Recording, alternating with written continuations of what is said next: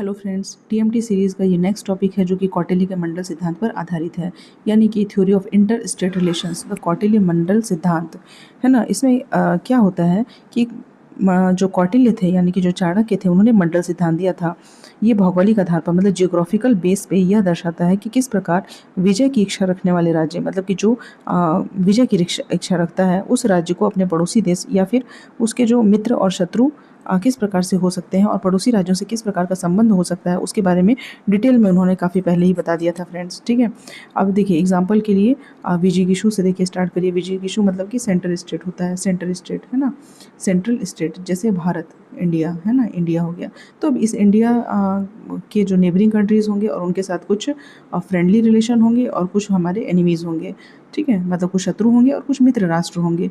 तो जो हमारा एकदम निकटतम राष्ट्र है मतलब कि पाकिस्तान, ठीक है, पाक, तो ये क्या है, हमारा अरी है। अरी मीन्स कि इमीडिएट नेबरिंग कंट्री हमारा एनिमी होता है। और जो नेबरिंग कंट्री का भी जो नेबर होगा, ठीक है, वो अरी मित्र होगा। एनिमीज़ फ्रेंड, ठीक है, अरी मित्र। तो जैसे ये पाक है तो ये अफ़गानिस्तान मान लीजिए, एग्जांपल के लिए मैं बता रही हूँ अफ़गानिस्तान।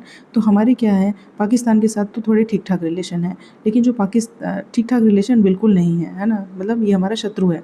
लेकिन जो अफ़गानिस्तान है उसके साथ हमारे ठीक ठाक रिलेशन है। तो अरी मीन्स शत्रु और अरी का मित्र मीन्स अरी मित्र हमारा क्या होगा, फ्रेंड होगा। ठीक है, तो इस तरीके से आप इसको समझ सकते हैं फ्रेंड्स। इसके अलावा ना चाणक्य ने बहुत सारी चीज़ें और बताई थी। आपको एग्ज़ाम में कैसे बनाएंगे, एग्ज़ाम में इतना टिपिकल तो नहीं बना पाएंगे। आपको सबसे पहले बीच में विजिगिषु लिखना है, फिर लिखना है अरी, फिर लिखना है अरी मित्र, फिर लिखना है अरी मित्र मित्र, फिर मित्र मित्र, ऐसे करके पूरा आप लास्ट तक लिखते जाएंगे। और कुछ जो नेबरिंग कंट्रीज़ बफर जोन में रहते हैं, जैसे जिनको ज़्यादा मतलब नहीं होता है, जैसे नेपाल हो गया, भूटान हो गया, जो उदासीन है ना, उनको बहुत ज़्यादा उससे कोई मतलब नहीं होता, उसके बारे में आप एग्जाम्पल दे सकते हैं। तो इस तरीके से हिंदी और इंग्लिश दोनों में आप इसको देख लीजिए फ्रेंड्स। ठीक है, ये शुरुआत से लेकर के जैसे विजिगिषु हो गया, अरी हो गया, फिर अरी मित्र हो गया आपका। ठीक है, फिर उदासीन स्टेट क्या होते हैं, मित्र मित्र, मित्र का मित्र, अरी मित्र मित्र, है ना। और पाणिग्रह सार देख लीजिए, आक्रंद हो गया, पाणिग्रह हो गया, आक्रंद सार हो गया। ये ना पूरा आप डायग्राम बेस से ऐसा पढ़ लेंगे। और मंडल सिद्धांत का उपयोग आज के समय में भी कैसे प्रासंगिक है, इस पर प्रश्न पूछा जा सकता है, तो आज के लिए भी रेलिवेंट है, क्योंकि आज भी हम इस सिद्धांत का पालन कर रहे हैं। जिस प्रकार से पड़ोसी देश को माना गया है कि हमेशा एक शत्रु के रूप में व्यवहार करता है, वैसे देखिए हम पाकिस्तान से, बांग्लादेश से, है ना, जो हमारे पड़ोसी मतलब जस्ट लगा हुआ चाइना है तो लगभग परेशान है। लेकिन जो उनके भी पड़ोसी हैं, जैसे अफ़गानिस्तान हो गया, है ना, उधर आपका रशिया है, और उनसे हम उतने ज़्यादा परेशान नहीं हो, मतलब हमारे जो शत्रु हैं उनके मित्र क्या हैं, हमारे मित्र के जैसा बिहेव करते हैं।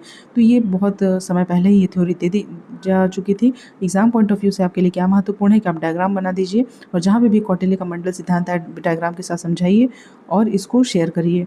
तो ठीक है फ्रेंड्स, आप लोग के लिए काफ़ी महत्वपूर्ण हो सकता है। इसको सेव कर लीजिए, इसको याद कर लीजिए, और अभी का अभी ही देख करके इसको एक डायग्राम बना के आप इसको सुरक्षित कर लीजिए।